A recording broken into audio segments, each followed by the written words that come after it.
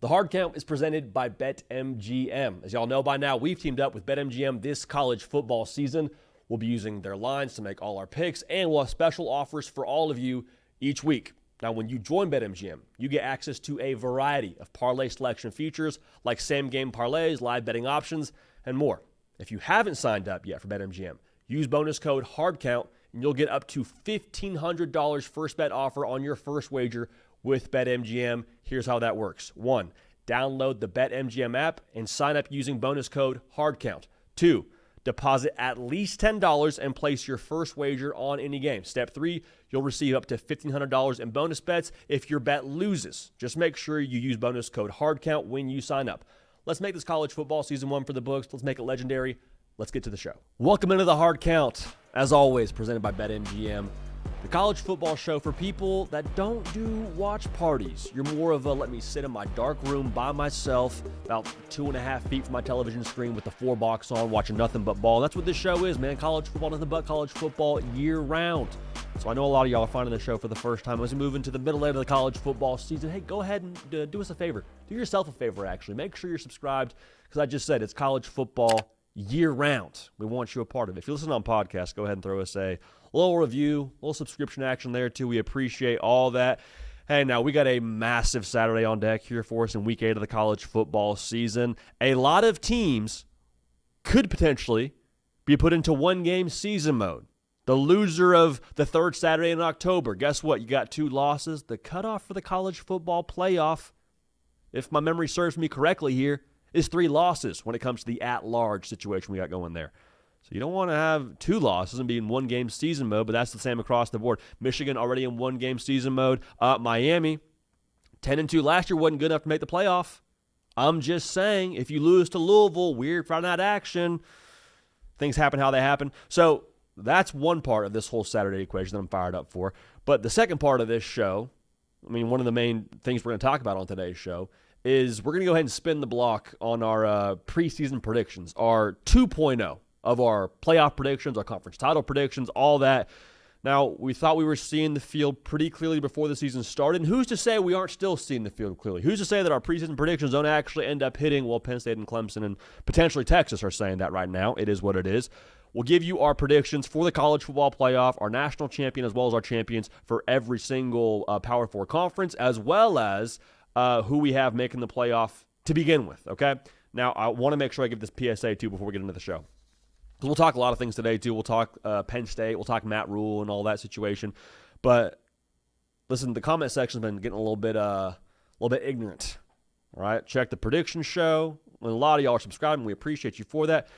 But I saw this thread across the prediction comment section, and I tried my best to take that all with a grain of salt. But a lot of people are saying, hey, if you want to make money, go ahead and fade this guy's picks. That's where I draw the line in the sand. Actually, the opposite. If you want to make money, go ahead and follow our picks, because we're shooting a smooth 61% on the year when it comes to our gambling picks. So say what you want to say about our predictions, but when you say you're going to lose money by following us, no, that's something we don't stand for. So go ahead and follow us on our picks, and we'll all make some money together. It is what it is. But a game that we picked yesterday is third Saturday in October. Talked about it a little bit. And we gave you our prediction, gave you our preview in that game. But I want to talk about what's not being said when it comes to that game. Because everyone this time of the year, when you got a big game like this, those 2 logos, those 2 brands, you get a lot of headline takes. Hey, Ty Simpson's awesome. Yeah, no duh. Hey, Kalen DeBoer, he's crushing it in the black hoodie. Yes, we understand that. Joey Aguilar, he's a gunslinger. Josh Heupel and co, top 3 in the country in scoring. Yes, we understand all that, but what's not being said? We'll unpack that right now. Let's start with Tennessee. As bad as they have been defensively, headline take, they've been bad. Allowing 277 through the air. You know that. I know that. Your mama knows that. But in a very bizarre way, they might just have the right personality defensively to make this thing interesting in Tuscaloosa. Dare I say they could win this game in Tuscaloosa if their defense shows up feeling a little bit frisky. Because in this game now, it's not about stops. And that sounds so weird to say, but that over-under total on the game is set at like 60, give or take. It's not going to be about stops. Ty Simpson's going to eat. I promise you that. Promise you that. The Bama offense in general going to get there from a point total perspective. So if it's not about stops, what's it about? I think it might just be about bullets for Tennessee. I think it might be about giving Joey Aguilar as many at-bats as possible in this game. And so the personality of this Tennessee defense, as fate would have it, fits exactly that style. Right now, taking the ball away twice a game. So again, it's not so much about can you keep a lid on the Ty Simpson-led Alabama Crimson Tide offense. I'm sorry, it's not going to happen. If you think there's a world where you're going to hold this Alabama offense in check, I would say go ahead and wake up. Because that's not going to be the situation on Saturday. But what you could do is be a little bit opportunistic, be a little bit aggressive, be a little bit risk it for the biscuit. And if you don't get the turnover you want to get by risking it for the biscuit, oh, well, they were probably going to score anyway. Kind of palms up. Sorry, live to fight another day. So, again, it's all about can you get Joey Aguilar on this offense for Tennessee as many at-bats as possible. By doing that, you'd have to create some turnovers. Guess what? Tennessee, they major in doing that. So, as bad as Tennessee has been, what I said yesterday during our prediction show, Tennessee has been the wrong clock of college football. Not great when it comes to the numbers, but they're right twice a day. You can be right twice a day in this game. That'd be a little bit of an outlier for what teams have done against this Bama offense, but it might just be what you need to get a little bit frisky here in the third Saturday on the road. Now for Alabama, what I just said before, everyone's talking about Ty Simpson being awesome down the field. I told you, I think he's probably the best player in college football right now, given the body of work that he has out there for the folks to evaluate. Was awesome against Missouri. I mean, absolutely tore up Vanderbilt, tore up Georgia. The dude's a freaking cyborg. I've tried to get this nickname trending a little bit. He's the Tyborg. And that's awesome. That's what I think gets you fired up about the future for Alabama, which we'll talk about later in the show when it comes to playoff predictions and conference title predictions and all that. But what I think makes Alabama super dangerous, especially in this game where you got a Tennessee offense that can score in bunches, Alabama, it's not just about the haymakers offensively they can throw. It's the freaking chokeholds they can put you in. Because Ty Simpson, I just told you, the headline the last couple of weeks, but you know what's not been the headline that I think a lot of people are missing is Alabama's freaking controlling the game against teams that major in controlling the game. Georgia, line of scrimmage football team. Kirby Smart, what does he want to do? Help his defense out. How does he do that? By making sure his offense stays on the field, extends drives. In that spot now, Alabama had the ball for over 35 minutes against Georgia. Vanderbilt. Why did Alabama lose to Vanderbilt last year in Nashville? Because Vandy had the ball for 42 minutes. Flip that thing on its head. Bama had the ball in that game against Vanderbilt for like 37, 38 minutes. Against Missouri, same deal. Number one time of possession team in college football were the Tigers. You had them at their place in Como. SEC Nation there, 11 a.m. kick. Didn't matter.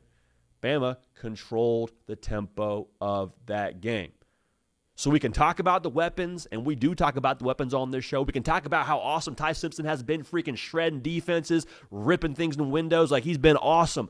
But Bama's ability to control the game is why I think they're a freaking wagon and have some real staying power, and they're not just a fun topic in college football because of all the points they score. So, JD, you're telling me that Tennessee's personality defensively kind of fits a way this game could get interesting. You're telling me that Alabama's going to control the game, and they have the potential to control the game by nature of what we've seen the last couple of weeks. So what does that mean? What does it actually mean for this game? What I think it means is this game could get weird. This game, when it comes to the flow of things, kind of Pandora's box. There's a lot of different scenarios that could unfold here.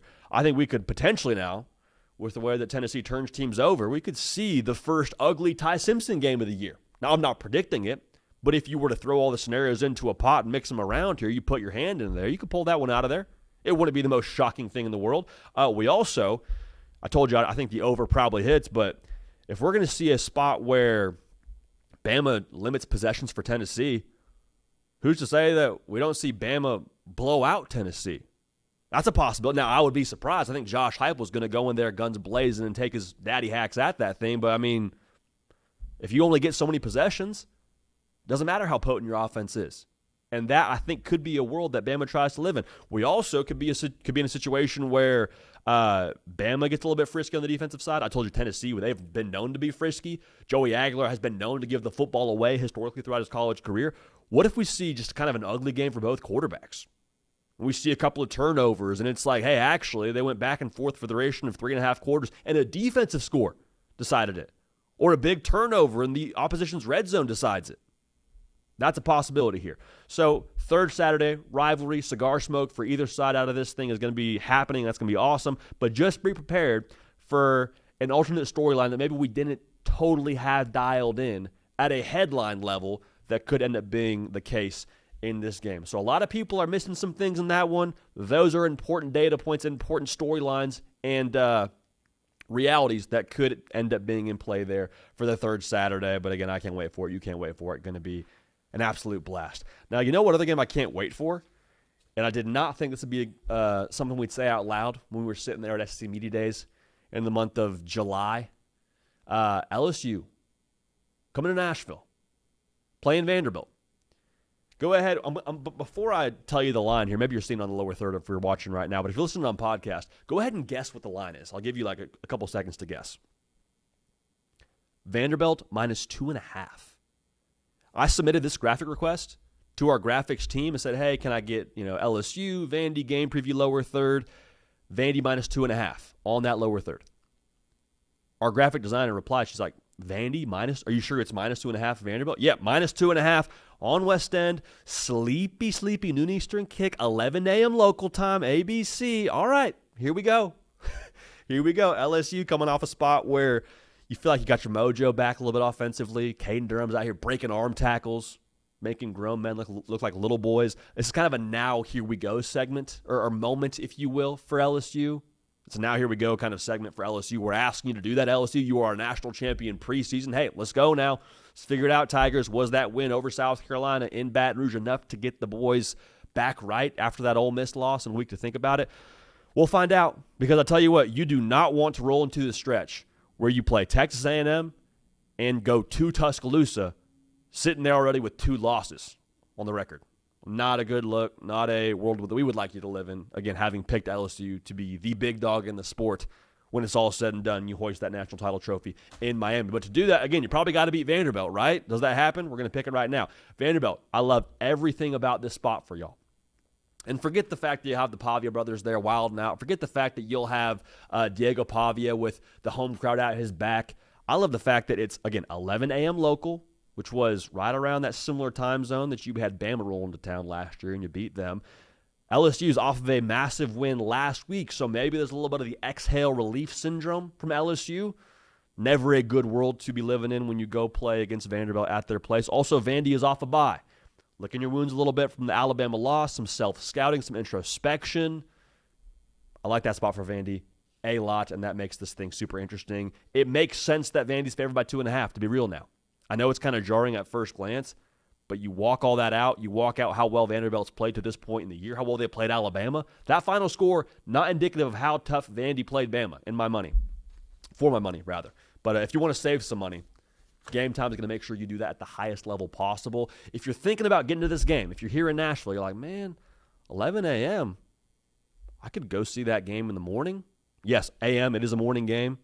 Get back to my house probably right in time for the midway point, I suppose, of those 3:30 games, and I'm there for the night. Like, you can go to this game and still enjoy your entire college football Saturday. So if you want to get to this game, Game Time is going to make sure you get that done. As always, using Game Time, you can see the view from your seat before you even purchase it, which is just a great deal. Can also wait till the last minute to buy tickets. If, like, Friday night you're saying, okay, fine, twist my arm, LSU Vandy, I'm coming.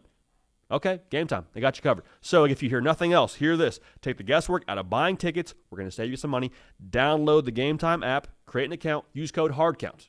The name of this show, HARDCOUNT, HARDCOUNT for $20 off your first purchase. Terms apply. Again, create an account, use code HARDCOUNT for $20 off your first purchase. Terms apply. Swipe, tap, ticket, download the Game Time app today. So that's how you're getting to the game. What's going to happen, though, at this game when you get there? My gut on this is the urgency of LSU is going to allow for us as college football fans to see what we were hoping we would see from this LSU offense before this season. Now, Garrett Nussmeier, I think he's getting healthier. How healthy is he truly? I guess it's just a whole TBD situation. But I think that LSU's weapons downfield will have some success against Vanderbilt. One, again, they have to. Two, that's where the most opportunity for my money is against this Vandy defense. I mean, Ty Simpson took him for what, 340? South Carolina got blown out by Vanderbilt. Lenora Sellers did not play for the majority of that game. And still, as a team, South Carolina went for 240 through the air. The weapons at South Carolina, the quarterback play for South Carolina in that game is not on par with what LSU has. And so that paired with the hope that you get something running the ball for LSU, I think is going to make for a lot of points for LSU, or at least a lot of momentum offensively down the field with what they have. That is the matchup that I like for LSU in this game. Now, we have to say this every single time we talk about a Vanderbilt game. What their offense forces you to do, it's very modern triple option, RPO-ish. It forces you to, one, not get bored playing physical defense on the perimeter, and two, it forces you to be disciplined. Because Vanderbilt, they got a lot of different eye candy situations for you. They got a back, and they got the guy in the perimeter. They got the motion pre-snap. They got a lot of things for you to look at as a defense on the second and third level. So if you fall asleep at the wheel, or you get a little bit aggressive on a action to the outside, or you bite on that dive a little bit too quickly, that is how you get gashed by this Vandy offense. And they're fine kind of lulling you to sleep for the first half. I mean, heck, first three quarters. But at a certain point in time, they will gash you if you're not on your P's and Q's. So the other part of this that I just mentioned, you got to be physical to play Vanderbilt. How great is that to say out loud if you're a Vanderbilt football fan?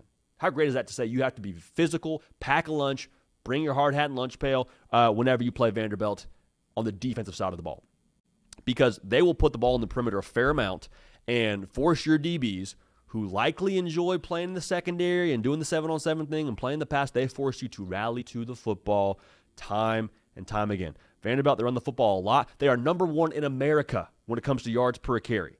That is extra impressive because of what I just said, the brand of ball that Vandy plays. They put the ball on the ground a fair amount, not on the ground in terms of fumbling, but on the ground in terms of giving it to one of their ball carriers and not throwing it through the air. Now, Pavia can do that, and I think you have to account for Stowers in this spot, especially because of the fact that they're going to, again, run, downfield shot to Stowers, downfield off the RPO when your safety triggers too quickly. Have to account for that. But it is a big part of what they do in terms of making sure you meet them in the alleyway multiple times a game, multiple times a drive.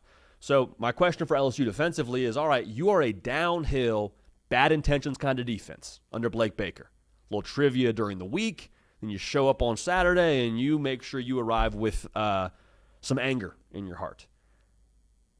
What that makes me think about, though, for Vanderbilt is there's going to be some plays where if you can get past that first line of attack from LSU, when that Whit Weeks linebacker triggers down or that safety triggers down, if you can make a miss in the open field, there's a lot of green grass behind you.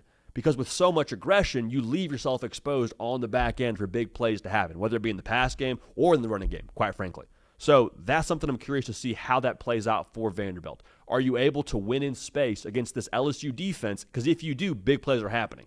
It feels very feast or famine-ish to me when it comes to the LSU defense against this Vanderbilt triple option attack. I say triple options, again, pseudo triple option, if you will. So the game flow for me is crucial here.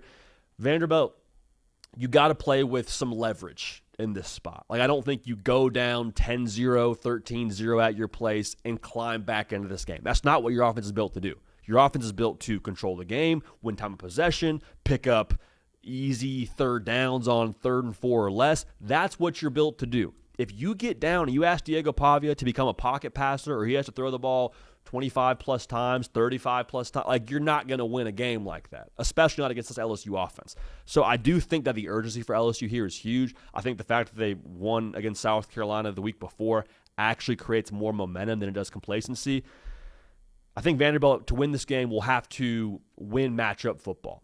And the personnel, to me, again, favors LSU. So LSU, I think, would have to make a couple of mistakes to lose this game, which could absolutely happen. But I think that the win last week, again, creates more momentum than it does complacency. And for that reason, I like the game flow to favor LSU. I like the game to favor LSU. I think LSU wins. Obviously, by nature of them being a dog on the road, we'll take them to cover. Final score, LSU wins in West End.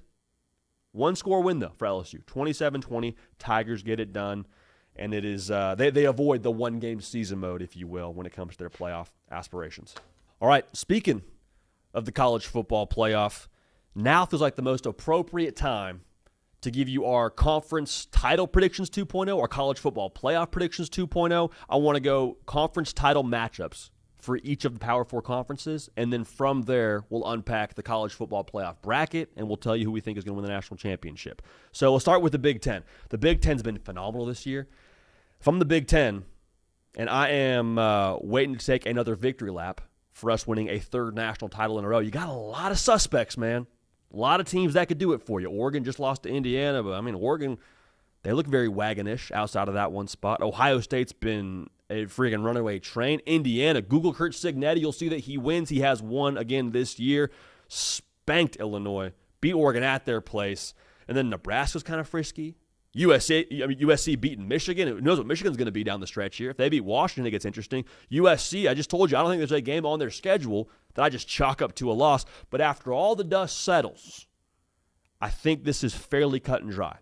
I think you have Ohio State playing Indiana in the Big Ten championship game. Now, I do think, just for the record, could be a little slippery slope there for the old Hoosiers. I think they do somehow, some way drop one game before getting to this game.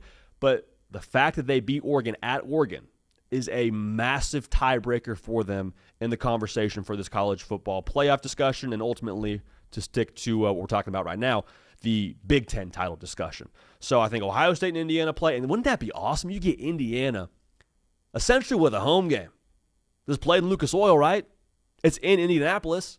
Hoosier Nation, they've been basketball fans probably for as long as they can remember. Guess what? Now you're a football fan, or you get to be an outward football. You have something to root for. Kurt Cignetti and company. With Indiana playing in this game, that is phenomenal. They will be in the college football playoff. But Ohio State, we said it during our reaction to their Illinois win. I want to say it again. They're just ramping up, man. Like, they're not even lifting their heaviest weight just yet. I look at Ohio State. They're doing whatever your max is for reps if you're an average college football team across the country. They rolled Illinois. Didn't even play their best football. The way that they've looked to this point in the year, I think, is nothing less than scary if I'm anyone across the country, much less the Big Ten. And I think that what they are offensively is going to continue to evolve. And they get the permission to evolve because that defense is holding it down. So in this game, the Big Ten title game, that is, I think that you could see Indiana be a little bit feisty, but I think Ohio State, that talent, that defense, and Julian Sayin at that point, I'm not calling him a first-year starting quarterback anymore. He's past that 12-game threshold. Ohio State beats Indiana. They are your Big Ten champions. So let's move on to the SEC. And the SEC is going to get very bloodbathy these next couple of weeks. Believe it is going to be the Squid Games, if you will, across the board here. I think you get Alabama versus A&M in Atlanta. Now, a lot of the Georgia folks are saying, JD, you don't have Georgia in the SEC championship game? I don't feel good about it either, to be real with y'all. I don't, but Georgia has flown a little bit too close to the sun a couple of different moments for me to feel like they're going to just be unscathed the rest of the way. For A&M, I don't think that they have that many difficult tests when it comes to like teams that could actually beat them. I think there's two games I'm looking at really closely. At LSU, at Missouri. I think they split those. So if you're telling me that A&M will finish the season with one conference loss, I think that's good enough to get them to the conference title game. Then Alabama, quite frankly, I don't see them losing another game, y'all. I already picked them to beat Tennessee.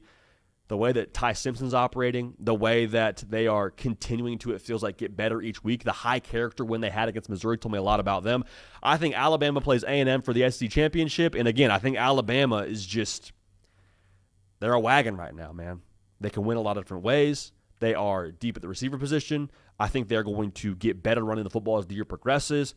Defense is opportunistic. I love A&M. I think they're extremely complete, but I think in the SEC title game, I think Alabama gets the best of them, and Kalen DeBoer gets his conference championship for the first time in the SEC. He got one in the Pac-12, though, if you remember correctly. So Alabama wins the SEC and locks themselves into a college football playoff spot along with Ohio State. Now the ACC. ACC could also be madness, man, but I think it's Miami. I think it's Georgia Tech. I think that Georgia Tech shows up there not unscathed. I think they drop one somewhere along the way.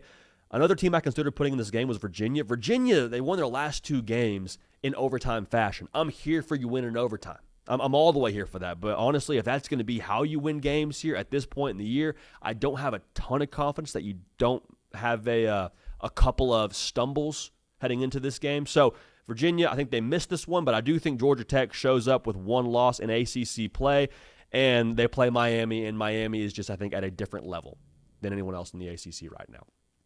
And it would take something very much so unforeseen for me to feel like Miami doesn't play in this game. It takes something very unforeseen for me to think that Miami can't win this game. I think Miami is too good on the line of scrimmage, especially relative to the rest of the ACC, to not play in this game, not win this game. Miami, pretty cut and dry for me here. I think they're your ACC champ. And I think Georgia Tech now will be heard from when it comes to the rest of the postseason. More on that a little bit later. In the Big 12, it's Texas Tech and everyone else for me. Truly. I think Texas Tech is not just good for the Big 12, as I've said many times on this show. They're good for anyone in college football. They are the number one team in the country when it comes to stopping the run. They got two quarterbacks. Doesn't matter who's healthy for them or who's ready to roll. Will Hammond and Baron Morton can both spin it. They got weapons. Texas Tech is good for anyone in college football, not just the Big 12 conference. However, you don't just get handed the conference championship, last I checked. So who do they play? To me, there is so much unpredictability in the sport to begin with, but that is just accentuated in the Big 12 conference. So much to me, when predicting the Big 12 with who's going to play Texas Tech, it comes down to, okay, which quarterback do I like the best and which path do I like the best? And to me, the best combo of those that I think will play Texas Tech for all the marbles in Jerry World is Cincinnati. Who would have thought that the Fighting Scott Satterfields showing up in Jerry World, man? A lot of their games left on their schedule, a lot of the tricky games left on their schedule, are actually at home. They get Baylor at the crib. They get Arizona at the crib. They get BYU at the crib. All games I suppose they could lose, but I feel pretty good about Cincy in all those spots. I don't think it's a situation where they show up there with 0 losses in conference play, but if you're telling me they have those games at home, and then they got to go to Utah and to TCU, I know Oklahoma State's on there too, I understand that, but I think that the way that Sorsby's playing right now, dude, he can hurt you with his legs. He's been good through the air. The versatility they have offensively, plus the momentum, plus their schedule in November, I'll take Cincy to show up in this game and play Texas Tech. Now, do they beat Texas Tech? No, Texas Tech is on a different level, and so for that reason, I'll take Texas Tech. And the roster talent plus the versatility they have, plus the line of scrimmage play they have, I think the Big 12 is won by Texas Tech and has all of us in the world of college football this offseason rethinking the impact of the transfer portal and your ability to overhaul your entire roster and do it at a high level, a conference title level. And Texas Tech is the poster child for that.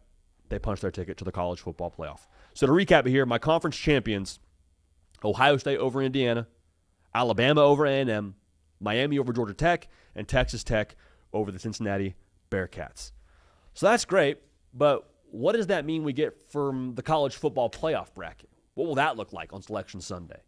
And I don't want to wish what we have right now away because college football, the regular season, is what makes this sport unbelievable. What makes it special. But I can't help but get a little bit giddy when I think about all of us huddled around our respective televisions watching Reese Davis read off from his note cards or the teleprompter, whatever he's doing there, the top 12 teams in college football that will be in this playoff bracket. So I'm going to go ahead and give you a little spoiler here. Our 2.0 for our college football playoff bracket predictions are yours to have and to hold right now. The number 1 seed in the country will be Ohio State. They'll be unbeaten. They will be maybe not untested, but they will be tested enough to where you say that's the best team in college football. To me, it's just like trust your eyes. The defense is otherworldly. Their quarterback, I think, will continue to progress, and they've shown some explosive elements already. Also, Jeremiah Smith's probably the best pound-for-pound talent in college football, and he's going to continue to ramp up as they lean more and more on him. You haven't had to lean on Jeremiah Smith at all really this season. Like the Washington game a little bit. He's great against Minnesota.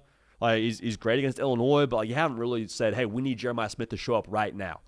That's going to hit, I think, as we get further and further into the season as Julian Sayin progresses. But the defense plus the overall talent level plus just the way they're operating right now, trust your eyes. Ohio State, undefeated Big Ten champ in the 1 spot. The number 2 spot, Miami. They've been, I think, as dependable as anyone in college football. I think them and A&M are the most versatile teams in college football. Where's A&M in this playoff bracket? More on that a little bit later.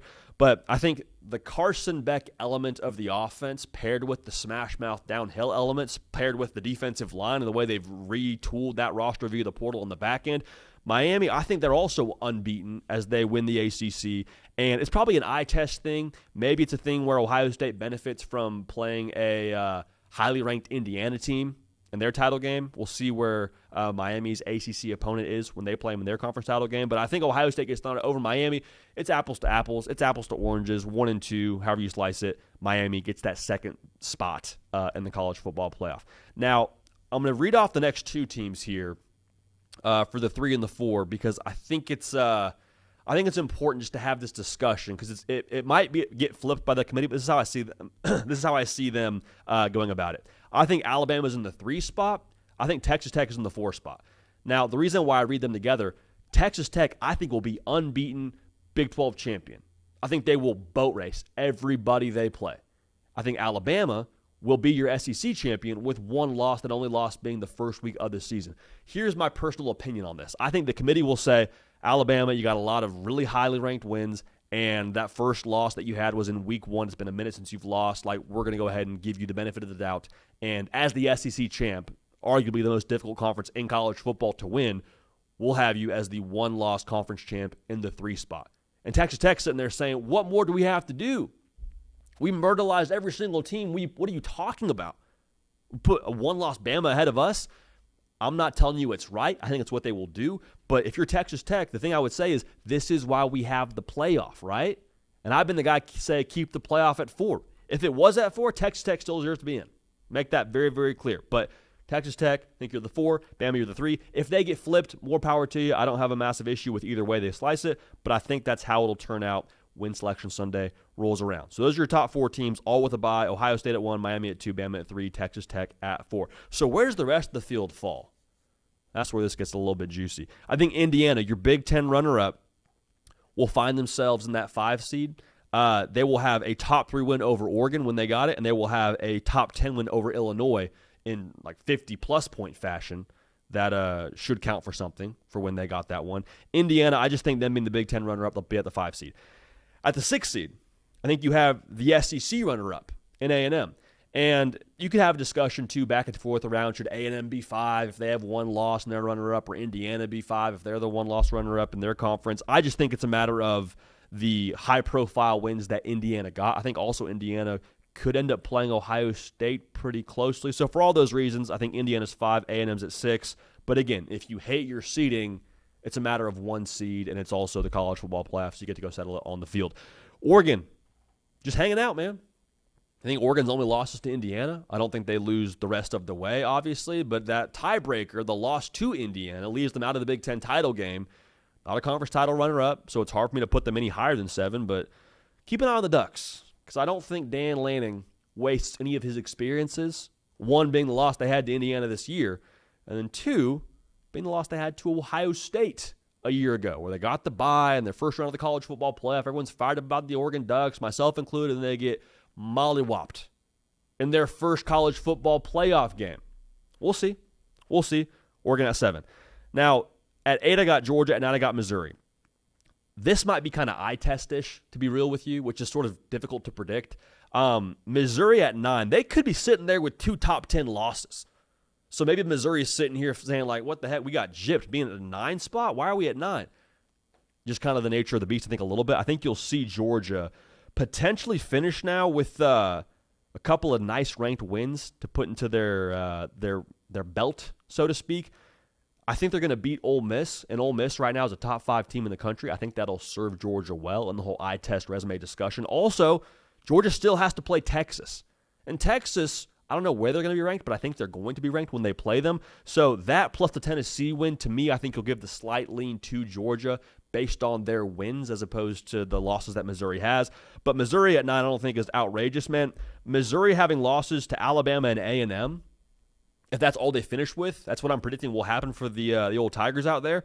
I wouldn't want to see Missouri in the first round of the college football playoff. And again, if your major gripe is that you should be ahead of Georgia in this spot, guess what? Y'all get to play in Athens in round 1. More on that in a second. At number 10, I think it's LSU. Now, is some part of me willing this to happen? Maybe. I don't think it's an irresponsible take. I don't think that LSU will lose both the A&M and the Alabama game. I think they'll lose one of those, but I don't think they'll lose both. So LSU will finish the year as a 10-2 SEC team. I don't think you get left out of the college football playoff. Now, you don't get that single-digit seed treatment. It's fine. Tigers, let's ride. my national champ, LSU, still makes the playoff. We save face a little bit here from the embarrassment, but again, 10-2 LSU, they're not getting left out. I think that's where you find the Tigers when the dust settles on Selection Sunday. And then at number 11, remember now, based on my predictions for this week, I have Notre Dame losing to USC. So that means Notre Dame, at 3 losses, you're out of the playoff. So who gets a chance to waltz in there and take a playoff spot? None other than the Georgia Tech Ramblin' Wreck, Brent Key and co. Getting a playoff game, man. I'm all the way here for that. I think they'll have 2 losses in the regular season, one to Georgia and one slippery somewhere across the board in the ACC. But still, ACC runner-up, 10-2 Georgia Tech, 11 seed. Let's ball, man. We're in the dance. Would not want to play them first round either, for the record, with Haynes King running his skull through whoever my linebacker is. He's like quarterback Cam Scadaboo. Final answer there. And then the G5 rep for us, I'm sticking with USF, man. I think their ranked wins gives them a lot of credibility right now. I think they'll beat Memphis. That's how I feel about it. I mean, we'll reserve a right to change our opinion, but USF has been waxing teams. The Fighting Alex Golishes, I think they win their conference, and they find themselves in that G5 spot and the 12th seed in the college football playoff. So, this bracket's going to be awesome, dude. A lot of different logos, a lot of different conferences involved here outside of your conference auto bids. Here's going to be your first-round matchups. We'll get to the teams with a bye here in a second, but your first-round matchups are Georgia and Missouri in Athens, 8-9 seed. That's going to be electric. Eli Drinkwitz and co. You want to prove you belong? Guess what? You get to play Kirby Smart, the best coach in the sport, at his place. You want respect? It's a game you can go and take it. Other first-round matchup, Indiana and USF, Big Curtis Signetti playing the Alex Golish-led USF. That's going to be a lot of fun, man. I'll just tell you this. We saw G5 be a little bit frisky last year with Boise State and co. Just keep an eye on that game. Oregon LSU, Lanning versus Brian Kelly in Autzen. A playoff game in Autzen is, I think, what we as college football fans deserve to witness. That's going to be cinema. And then A&M and Georgia Tech also playing in the first round. In College Station, similar to what I said about Autzen, can you imagine the 12th man losing their ever-loving mind for a college football playoff game? As deprived as that fan base has been throughout the last, really since the Johnny Manziel year, like that's going to be a special, electrifying moment and just one that you want to bottle up and save forever if you're a college football fan, but especially if you're an A&M fan. So how do these first-round matchups go? I told you Ohio State gets a bye, Miami gets a bye, Bama and Texas Tech also getting buys. But I think Georgia, with them having home field, with what I know about Kirby Smart, like it's playoff Georgia at that mode. You got like playoff LeBron. I think it's the same thing, playoff Georgia. I think that they show up in a big way in the first round at home. I think they get a win over Missouri. So they would find themselves then playing Ohio State in the next round. I want to go from the first round to the second round. So we'll come back to Georgia-Ohio State here in a second. I think Indiana, Google Kurt Signetti, I don't think they're going to lose to USF, as fired up as that USF team will be, as well tested as that USF team has been early in the year. I still think Indiana is too talented. Fernando Mendoza's too wholesome and too good at quarterback for them to lose that game. So you beat USF, Indiana, and you find yourself playing Indiana in the second round of the college football playoff. Oregon and LSU. Listen, LSU, I love you, man. You know I do. It wasn't that long ago I sat in this very chair, pulled out a Popeye's chicken sandwich that had been collecting some moisture for the better part of like an hour-long show before I picked you to win the national championship, and I ate that thing on the air. Listen, I love LSU, but the line of scrimmage problems, at some point in time, they come home to roost. I don't love that on the road at Oregon. I think you drop that game. I think you're out of the playoff, and it breaks my heart, but Oregon, they advanced to play Miami in the Mario Cristobal Bowl. Interesting, in the second round of the college football playoff. Cristobal versus his former team. We'll break that down in a second. And then A&M, I don't want to play Haynes King in the first round of the college football playoff. Notably, too, the Haynes King Bowl. He transferred away from A&M. Okay, interesting. A lot of emotion there. His return to College Station, unfortunately, does not go the way that he and the good folks in Atlanta would like it to go. I think A&M's too versatile, too many ways to win, and they win that first-round matchup. So that sets us up then. Going back to the second round, let's go back to Ohio State, Georgia. Ohio State's defense is just on another level, and I like Gunnar Stockton a lot, but I think that the main pitch for them has been running the football. I don't think you run the football against this Ohio State defense. I don't. And at that point, the weapons for Ohio State on the perimeter, That Georgia secondary, I told you, gives me medical grade anxiety. You got Jeremiah Smith on the other side and Carnell Tate on the other side.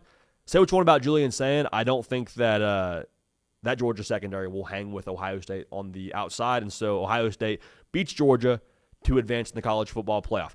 Texas Tech and Indiana is going to be awesome. This is so great because these are the two logos that most people kind of look a little bit funny at whenever they see them on their TV screen, ranked as high as they are. Wait, Texas Tech? Big 12? I didn't know they were still since Graham Harrell's been there, they're actually good? Is Michael Crabtree still? No, he's not playing. Okay, interesting. Texas Tech's the real deal. They get a chance to prove it in this game. Indiana, Kurt Signetti, I've Googled you many times, but I do think that Texas Tech is too deep on the line of scrimmage. I think they're too explosive on the outside. That game will be awesome, but I think Texas Tech wins that game, and they advance. Miami and Oregon, I told you, man, it's a Cristobal Bowl situation. I can't get out of my head the fact that no team with a bye week, or a bye rather, in the college football playoff was able to get a win last year in their first playoff game. I don't think that same stat holds this year, but I do think that Dan Lanning getting embarrassed in his first college football playoff game, I think he's a fixer. I think Miami's great, but I think that ultimately Oregon and Dan Lanning, they fix what happened last year. They go ahead and get back right, and they pull off the first lower seed victory of this college football playoff prediction 2.0. They beat Miami. They advance, and who do they see? Is it Alabama? Is it A&M? A rematch of our SEC title game 2.0. Now, all of this hinges on Kalen DeBoer wearing a black hoodie. If he wears a black hoodie, things get really interesting. I don't know what his record will be in that black hoodie at that point in time, but probably pretty solid. Here's my thing, though, man. It's tough to beat a team twice, isn't it? They already beat A&M one time in the SEC title game. That's awesome. But to do it twice, A&M's got momentum. This also hinges on, for me, as much as it hinges on the black hoodie for Kalen DeBoer, it hinges on Le'Veon Moss being healthy for this game. Mike Elko says he's going to miss a significant period of time. Mike, it's going to be December at this point, probably. December, maybe early January, depending on how this whole thing shakes out. It'll be a significant amount of time that has passed since that injury. Le'Veon Moss, assuming he plays in this game, I think A&M gets their lick back. They beat Alabama. They advance to play Oregon. So our semifinal games are going to be just wild. Look at these logos. Ohio State playing Texas Tech, Oregon playing A&M. That's going to be a lot of fun. However, I think Ohio State, as fun as the Texas Tech run has been, I think Ohio State and their talent and their pedigree prevails. And I think Oregon and their pedigree and Dan Lanning and all that they've put together over the course of the last couple of years, I think they end up beating A&M to set us up with an all Big Ten Oregon versus Ohio State national title game. Let me pause right here for a second. I'm beating all the allegations right now, dude. All of SEC homer, LSU homer. I got two Big Ten teams in my national title game. However you slice it, Ohio State and Oregon, one of those teams winning it all, and the Big Ten will have won their third national title in 3 years. Does Ohio State get their second in 2 years? Now, I've also been called an Oregon homer a time or two. This guy's in the Phil Knight pocketbook. Oregon's paying off JD. JD's on the Oregon payroll. Y'all, if that were the case, I wouldn't be wearing anything without a check. That's first of all. Second of all, I wouldn't pick Ohio State. Ohio State, I think that at that point in time, the offense will be in their final form. They'll have reached the peak of their powers.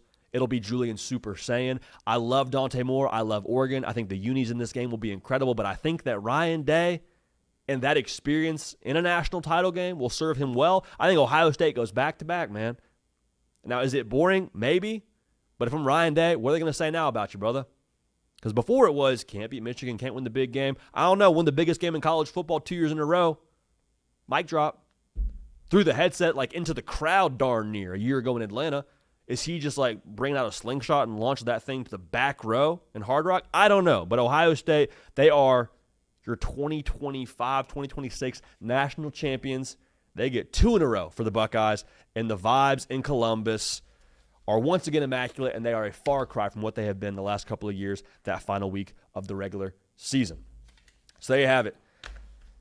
Excited to get Cato's thoughts on that here a little bit later in the show and unpack that together. Going to be good stuff, man. Going to be good stuff. But as always, let me know your thoughts on that. Instagram, Twitter, @JD PicKell. A lot of y'all have been following there, so we appreciate y'all for that. Instant reactions to a lot of the Saturday action on both those platforms happening. So great way to interact, great way to hear from y'all, and great way to react in real time to stuff that's going on while we're not in the studio, which, to be fair, pretty small amount of time that we're not in the studio. But whenever we're not happening, we still have thoughts and takes for you there. So go ahead and make sure you're following as well as subscribe to this channel. But we would be remiss if we didn't touch on in a little bit more depth our thoughts on the Penn State situation with James Franklin being fired. Now, I already gave you my take on James Franklin no longer being the head coach there. I think at a certain point, the synopsis there for my thoughts are James Franklin and Penn State, neither of them were getting what they wanted out of that situation. Penn State wanted to win a national championship. James Franklin probably wanted to have a better quality of life outside of the facility at Penn State. And seeing the things that are being said about him, seeing a couple of peeks into that house, let's say the metaphorical house with people booing him and chanting "Fire Franklin." Like, the guy won a lot at Penn State, but that thing had turned sour, and it turned sour pretty quickly. So the name that you're hearing the most right now, the name that I said as soon as that news broke I would go after if I'm Penn State, is Matt Rhule, head coach of Nebraska. He's worked with their AD that's currently at Penn State. He is a Penn State grad, walked on at Penn State and played for Penn State. Like, it makes all the sense in the world. Makes all the sense in the world. So if I'm Penn State, he is still my first call. But I want to flip this perspective for a second. If I'm Matt Rhule, as much as I love Penn State, I'd stay at Nebraska. And this is not knocking Penn State at all. But if I'm Matt Rhule, here's my thing. One, I can't quantify all the other factors that he's playing in personally here, so I want to make sure that's clear. Two, I'm not telling Matt Rhule at all what to do. Like, Matt Rhule is going to do what's best for him, his family, his career, all those things. So this is not me saying I know better than Matt Rhule. But I'm going to go ahead and try to appeal to Matt Rhule here for a second. You're not at a spot now where you need to make this jump. You're at a big guy job. You're not one of those FCS jobs, or you're not at Temple or Baylor. Like, you're at Nebraska. And Matt Rhule gets his at Nebraska. We had him on when he first took that job. He talked about walking into the facility every day and seeing national title trophies. Talking about turning that place around. He's like, I know I can do it because we've been to the place we're trying to get back to. It's not a place never done it before. We have a tradition. We have resources. We have everything we need here at Nebraska to go win at the highest level, essentially is what he said during that conversation. And guess what? He's 110% on the money, dude. Nebraska's Nebraska. It's not like this lower profile. You were at one of the premier jobs, I think, in the sport when you talk about what that place is and what it can be. And the biggest thing for me when it comes to comparing Nebraska and Penn State, just on paper, what can't you accomplish at Nebraska that you could accomplish at Penn State? Not where have you been to most recently for both those programs, but like, what can't you accomplish at Nebraska? From what I've been told, Penn State has a touch more firepower to assemble a roster. Again, a touch. Inches, not feet. It's not a massive difference when it comes to the budget that Nebraska's working with and the budget that Penn State's working with. It's pretty even playing field for those two. So if that's the case, why would I leave? If I'm Matt Rhule, why would I leave? And I think the answer to that is probably, hey, listen, there's the emotional component. The heart wants what it wants. We'll get to that in a second. And if that's the case, dude, I can't quantify that. I can't. Money could be better. At Nebraska, you could say we're going to throw you a massive extension. We're going to do everything that we can to keep Matt Rhule, but at a certain point in time, if it's like, nope, that's home. It's where I went to school. I love that place. This is my dream job. I got to go. It's nothing personal. It's for no other job, but I got to go. If that's the case, palms up. It doesn't matter what job it was, if that's the case here for Nebraska. You could have head coach of the Kansas City Chiefs, but if Penn State has the heart, man, it is what it is. But I do think it's important to at least play out this idea for Matt Rhule. It's hard to be happier than happy. Hard to be happier than happy. And Matt Rhule, over the course of his career, has steadily made different jumps to better jobs, quote unquote. Like the Baylor job was better than the Temple job. The Carolina Panthers job was better than the Baylor job. But now being at Nebraska, is the Penn State job really better than the Nebraska job? And if you're happy at Nebraska, and your family's happy in Lincoln. I don't know if 100% like how that whole thing works internally with the family. I don't want to wander into that territory. But if you feel settled in Nebraska and you're just now at a point where you're starting to win more and more, is it really greener in Happy Valley? Is the grass really more luscious over there? Because I think with what you have right now, what I just told you, resources are good, roster's in a good spot. I think Nebraska, as it stands right now, is probably going to beat Penn State based off the UCLA Northwestern game. Is it really better at Penn State relative to what you're doing in Nebraska right now? And I think a lot of people will be very quick to say, well, JD, are they really going to hire Matt Rhule? Because James Franklin couldn't win the big game, and Matt Rhule historically has never won the big game, right? I think that's a little bit fugazi because Matt Rhule, what I just said a second ago, he has steadily climbed the ladders in the coaching world. It's at Temple for 3 years, jumped to Baylor. Baylor for 3 years, jumped to the NFL. I think for him to go win that quote-unquote big game, it's going to be a year 4, year 5 thing. Because he's taking turnarounds. He's not jumping ship to like a 10-2 team and saying, let's go win. He's not a push you over the edge guy. It's not the situation he's shown up in. He's shown up in, this program sucks. Matt Rhule, help us get a pulse again. And he's done that effectively now going in his 3rd year in Nebraska. Did it effectively at Temple and Baylor. Took both those teams to conference title games in his 3rd year. So what I'm trying to say is the real fruits of Matt Rhule's labor, I think, lie in year 4, year 5, year 6. So the idea that he can't win the big one, I think it's a little bit irresponsible. Said the same thing about Kirby for the longest time. Hey, can't win the big one, can't get past Bama. Took him like 6 years. Ryan Day, same thing. Took him 6 years to win the big game, quote unquote, which was the national title for them. So I don't think that's a fair way to assess Matt Rhule, but I do think it goes back to my point of at Nebraska, the foundation is being laid.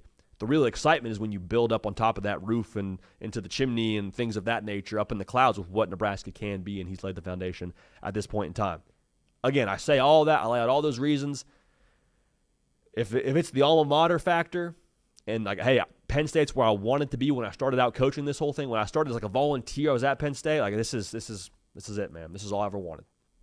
At that point, we will clap it up for Matt Rhule. We will wish him all the best in the world, and we will openly root for Matt Rhule on this side of things, wherever he's at. But for me personally, I'd love to see him stay at Nebraska, and that, to me at least, outside of the emotional component, makes a good bit of sense.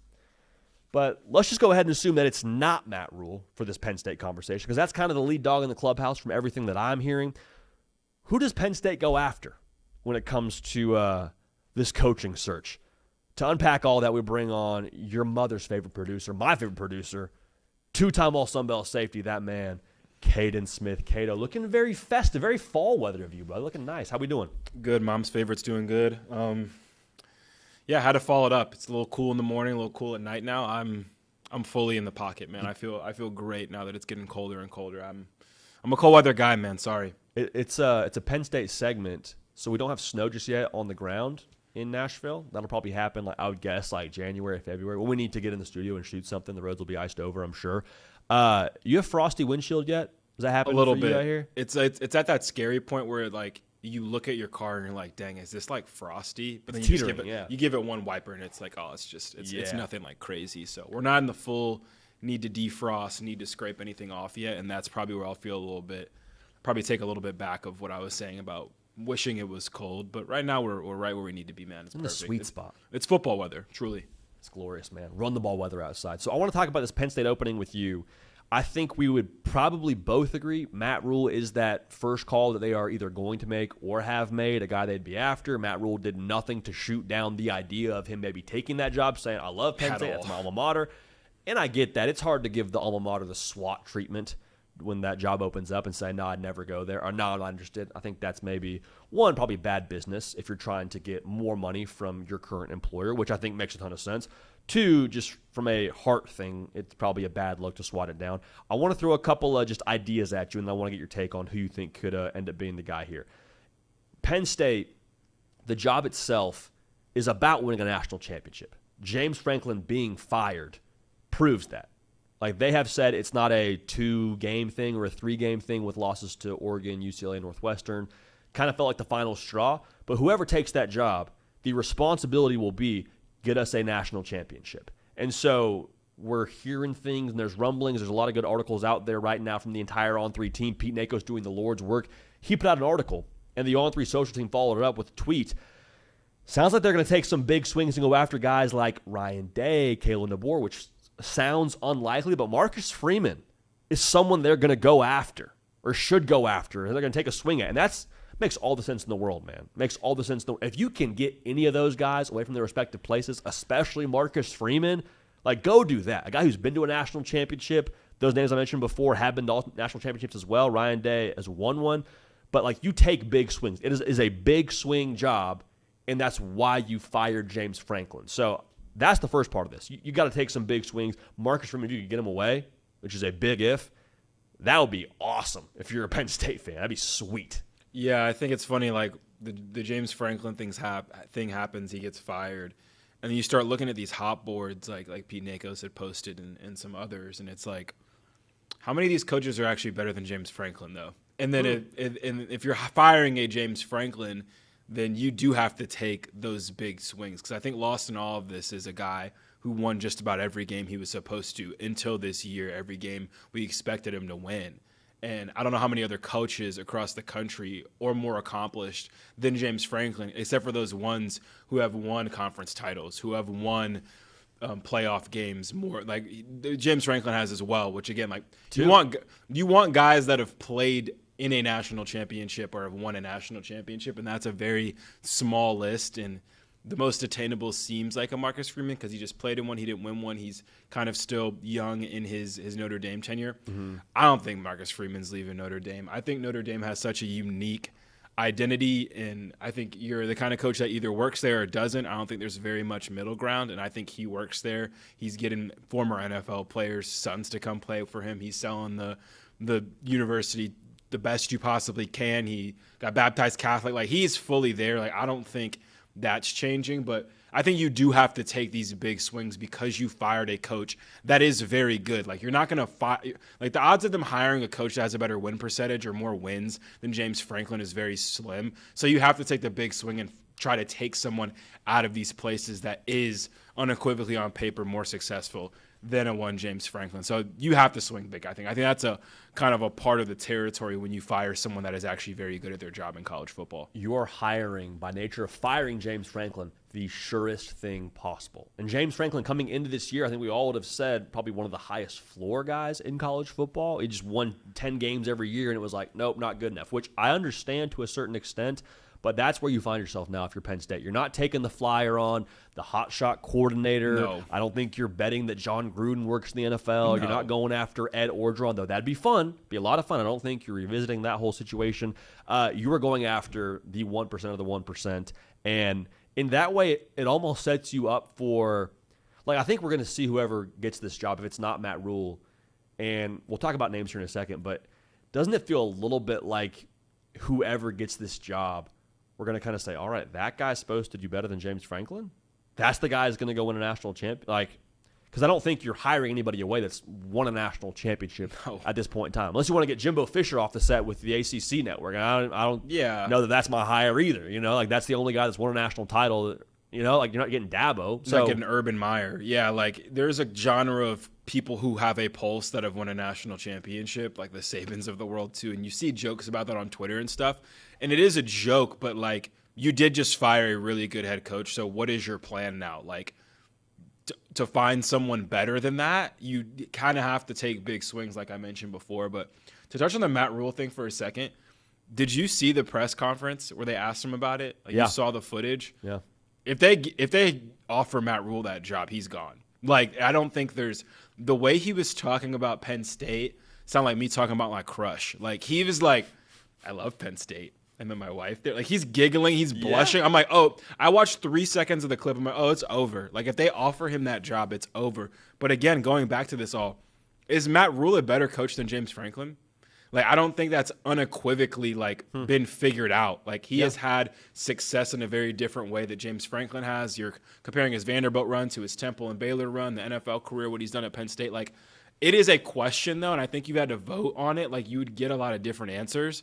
And that's not, like, again, like, James Franklin, like, Matt Rhule might be a better fit, I guess. Is that going to result in better results on the field than what James Franklin had, which is several back-to-back, several 10-win seasons? Like, I don't know. So, like, I wasn't against the Franklin firing when it happened, but now that I'm trying to see them pick up the pieces and find out who to hire next, and some of these people that aren't coaching and people that are at really good spots and people that are like, I'm looking at it now and I'm like, man, like, who is going to do better than James Franklin? I think it's bigger shoes to fill than maybe we would have thought of initially when it happened. So overall, I think it makes it one of the more interesting head coaching searches. But I think if they offered Matt Rhule, I think he's gone, just the way he was swooning over the word Penn State in the place Penn State while at a Nebraska press conference. Yeah, it's a tough situation to be in for all parties. Like if you're Matt Rhule, it's tough when they ask you about Penn State. You're supposed to say, "No, I'm happy here in Nebraska. I'm not even going to entertain." It was the opposite of like, of what Fran Brown said. It's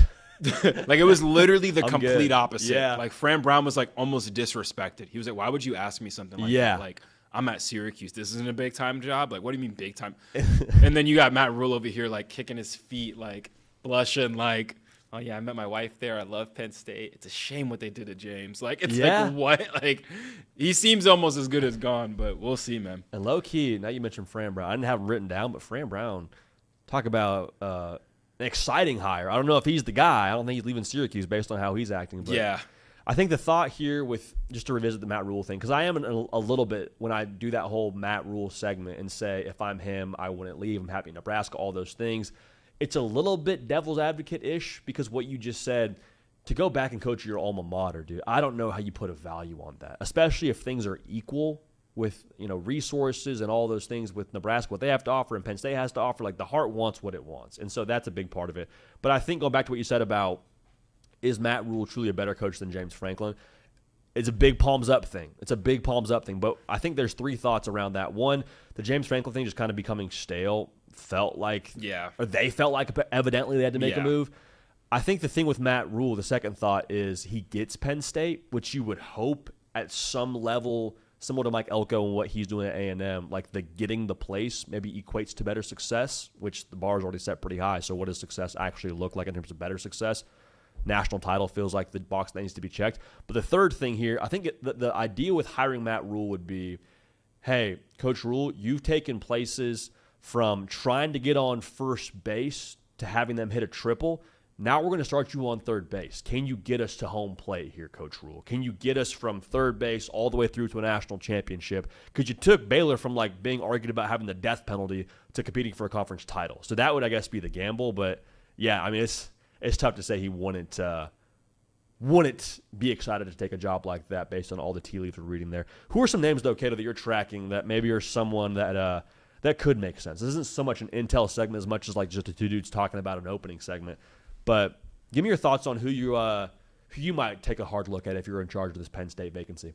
Yeah, so I think that's a great way to put it, because it's like we talk about like Matt Rhule knowing the program. Like James Franklin got to know that program very well because he was picking up the pieces of the situation that he got at Penn State and fully turned it around and probably learned more about a school than most people would learn about a school, going through what they went through off the field and getting things turned around there. But if all the big swings are gone that we're talking about, that are people that have won national championships, played in national championships, former coaches that have been on that stage, if all those names are gone, like some of the almost unrealistic reaches from Kalen DeBoer, Marcus Freeman, Kirby Smart, Ryan Day, Nick Saban, Urban Meyer, if all of those have been exhausted, I think name number one has to be Curt Cignetti. Yeah. And I think it's because he is doing the same exact thing right now in this moment with less resources that James Franklin hasn't been able to do. You mentioned it in your reaction to it right when it happened. Like, he just got a win at Oregon that James Franklin was literally not able to get this year. And he's had a giant runway, has had to convince all of his players to come back for this specific season to go after the Natty. Like, I think to me, if you could get him there, it would make the most sense as far as a hire. And he's a guy who's from Pennsylvania too, so I don't know if he wants to keep building with Indiana. That's a program that took a chance with him, and he wants to like keep honoring that and stay there. And it being interconference makes it a little weird too, even for Matt Rhule as well. But I think that's the first guy you have to call that maybe doesn't have that national championship or playoff level of experience of some of those other candidates. And then after that, to me, man, it's just a bunch of kind of good head coaches who, again, like, I think they're great head coaches. We may not have seen them with this many resources, but if they do get it, maybe they can do something James Franklin hasn't. But I don't think there's any guarantee that any of these guys aren't necessarily better coaches than James Franklin. My short list is Kenny Dillingham, Matt Campbell, John Summerall, and Eli Drinkwitz. I think all those guys have different strengths, different weaknesses.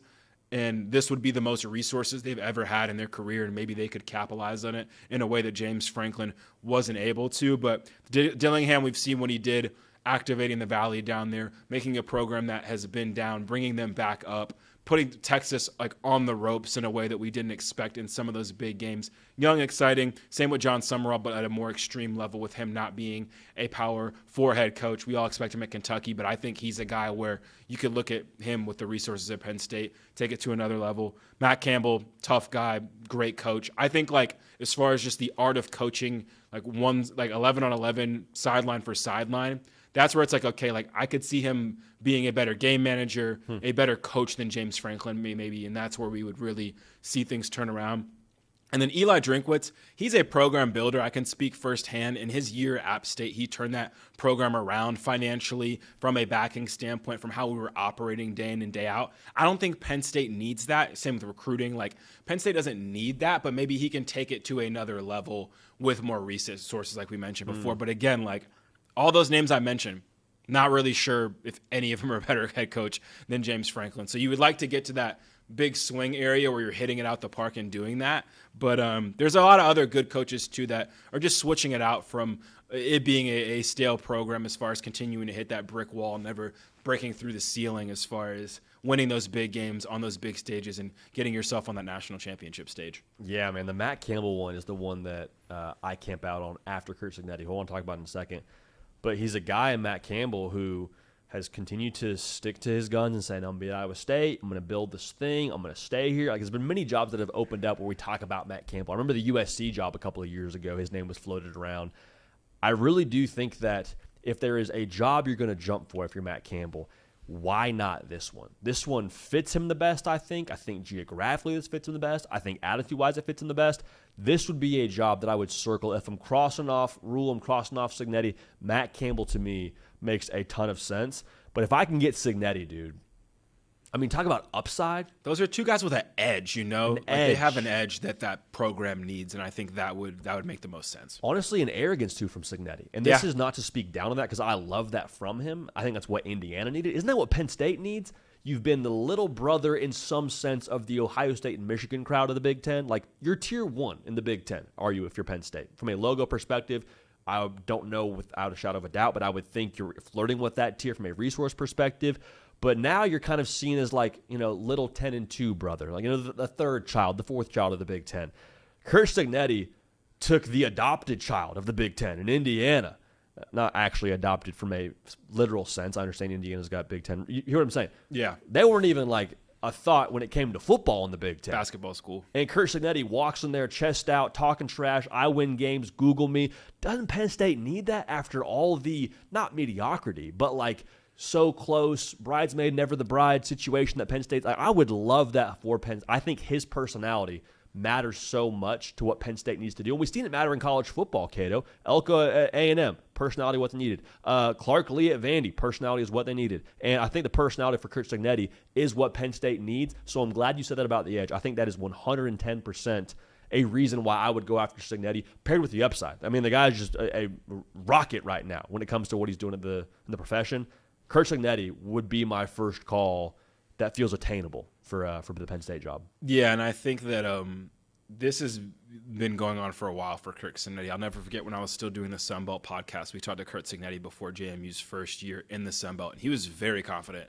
And I was kind of like, oh, dang, this guy kind of thinks he's going to just come into the Sun Belt and be the best team in the conference. He can't win a conference title because you can't play as soon as you join the league, but they would have been playing in that title game, and they rolled over everybody, you know? So, like, he does this everywhere, and we talk about it all the time. Like, a lot of the times when we get to these matchups and we're talking about who's going to win and all the talent seems the same, a lot of the time you go with your gut, and your gut has to do with the personality of your head coach that resonates with the rest of the team. We talk about it with Dan Lanning. We talk about it with Kirby Smart. And sometimes the talent is just so absurd, like, it doesn't matter. And I think these guys could step into recruiting situations and just exude that confidence and that edge, get some people to play with a level of confidence and grittiness and toughness that we might not have necessarily seen from Penn State at the biggest spots. We've seen it throughout when they're winning the games they were supposed to win. Now all of a sudden, though, you're losing as a 20-point underdog 2 weeks in a row, and that's from the neck up. That's not about a talent thing. And you couldn't see a lot of the coaches on these lists losing games like that. So I think that's something they might directly address here as well. But, man, like, just thinking about the names on this list and how many potential jobs could be open. Does James Franklin get into coaching somewhere else with an Arkansas opening, with a potential Florida opening? Like, we are going to get an offseason of all off seasons that we haven't had in a while, but some dominoes are going to fall, and it's going to be very interesting to see which lanes all of these coaches go under, because when one spot gets filled, that leaves another vacancy. And a lot of these guys we're talking about, these are not bad jobs. Curt Cignetti now, like, I don't know if someone's going to just come pick up where Curt Cignetti left off in Indiana, because what we talked about before, but it's just going to be a fascinating offseason and very fascinating to see where Penn State and a lot of these other kind of programs go with the personalities of these head coaches. I'm glad you said that. And I want to give this last thought before we wrap up here, but the carousel itself being so wild, Cato, that in turn is going to make the portal so wild. Oh, my God. Like, if I hire Matt Rhule, if I'm Penn State,